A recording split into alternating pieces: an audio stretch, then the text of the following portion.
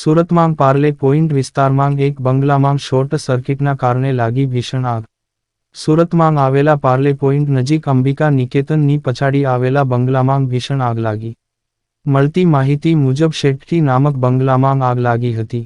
ઘટનાની જાણ ફાયર વિભાગની કરતા ફાયર વિભાગ ઘટના સ્થળે પહોંચી ભારે જહેમતો બાદ આગ પર કાબૂ મેળવ્યો હતો.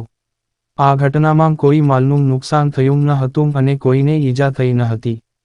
હવે જે પાર્લે પોઈન્ટ એરિયામાં શક્તિનગર સોસાયટીમાં શેટ્ટી નામના બંગલામાં કંઈક બીજામાં પહેલાં માળે રૂમમાં એસીના લીધે શોર્ટ સર્કિટ થયું હતું. રૂમનો જે સરસામાન બળી ગયું હતું અને પૂરા બંગલામાં સ્મોક થઈ ગયો હતો.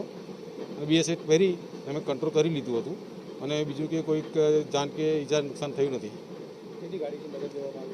18 fire station, Vesu fire station અને મજુરા ફાયર સ્ટેશનની કુલ 6 ગાડીઓ આવી હતી. વધારે પડતો સ્મોક હોય એ ટાઈમમાં અમારે ઓક્સિજન પહેરવું પડે કે જેથી અંદર જઈ શકાય અને સ્મોકમાં શ્વાસ લેવામાં તકલીફ થતી હોય અને જે લાંબો સમય માટે ત્યાં કામગીરી કરવાની હોય ત્યારે BS8 પહેરવું પડે.